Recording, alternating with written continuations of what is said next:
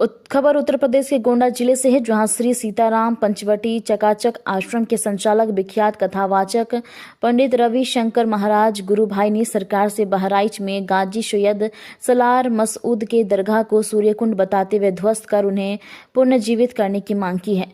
उन्होंने मीडिया को संबोधित करते हुए कहा कि जिस प्रकार दरगाह मेले को पाबंद किया गया है, उसी प्रकार आक्रांता गांजी के कलंकित दरगाह को तत्काल हटा देने चाहिए। उन्होंने कहा कि पश्चिम बंगाल में बाबर नाम पर जिस प्रकार मस्जिद की नींव रखी गई थी, इसके राष्ट्र के हिंदू जनमानस को जागृत होने का अवसर बढ़ गया है।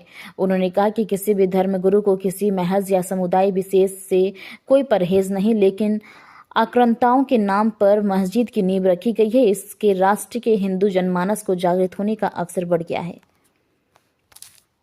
भारत के अभी शिव कुमार सोनी जी के आवास पर प्रेस वार्ता बुलाई गई थी। आप गोंडा में काफ़ी दिनों से चर्चा में है और कई कथाएं आपकी हो चुकी हैं। एक कथा आपकी भोपाल की यात्रा से लेकर धर्मला चौराहे पर हो रही है, इसको लेकर क्या कहना? दिव्य कथा इस समय चल रही। इतनी ठंड के बावजूद भी हजारों लोग, भारी संख्या में लोग पहुंच रहे हैं, भक्तगण। और आज कृष्ण जन्मोत्सव है, तो आपके माध्यम से पूरे गोंडा और क्षेत्रवासियों का निमंत्रण है कि भगवान की दिव्य कथा में सभी लोग आवें और दिव्यता से चल रही है।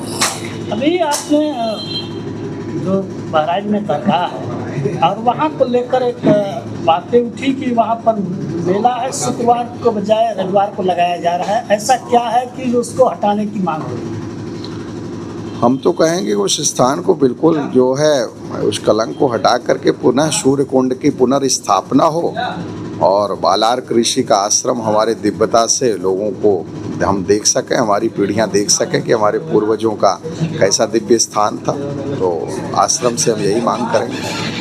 वहाँ ये भी देखा गया कि ज़्यादातर हिंदू जाते हो, आस्था कर उनकी उस पे है, तो क्या हम लोगों की भी कमी नहीं है इस तरीके से? आस्था मजार पे नहीं है, आस्था सूर्य कुंड पर है।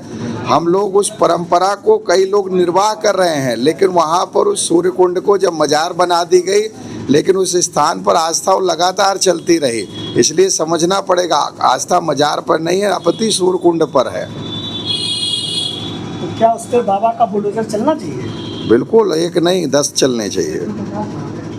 ये एसआर को लेकर यहाँ रोहिंग्या मुसलमान योगी बाबा का कहना है कि जिस भी क्षेत्र में उनको दुकान पर न रखा जाए और उनको यहाँ से चिन्हित किया जाए, इसको लेकर? बिल्कुल, अगर हम ऐसा करते हैं कि कम पैसे के कारण हम किसी संदिग्ध व्यक्तियों को काम पे दे रहे हैं, तो हम वही गलती कर रहे हैं जो कश्मीर में हमारे पूर्वजों ने की थी। कुछ भी ज़्यादा समय नहीं हुआ, कश्मीर में भी यही हाल था।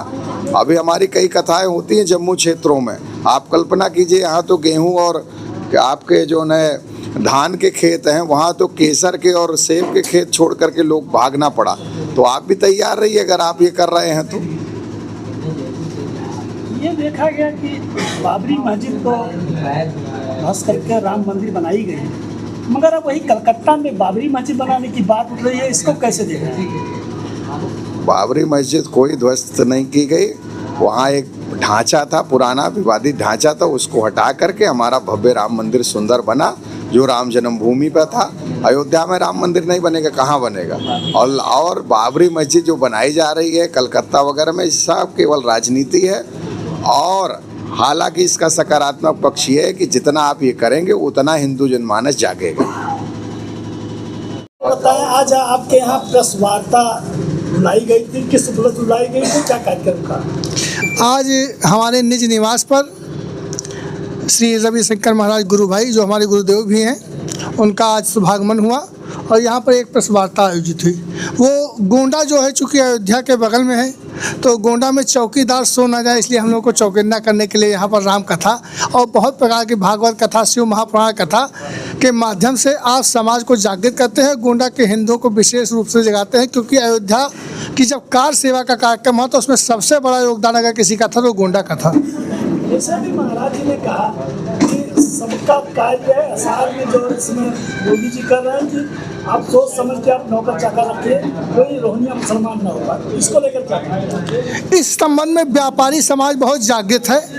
किसी को भी अगर अपने दुकान पर रखता है तो पहले उसकी आईडी लेता है, इसके बाद उसको पुलिस के जरिए वेरिफिकेशन कराता है, इसके बाद तभी रखता है। गोंडा में इस प्रकार की चीज़ें नहीं हैं। बताएं, आज कोई प्रेस वार्ता बुलाई गई थी, आप भी इसमें आमंत्रित थे, क्या उद्देश्य था?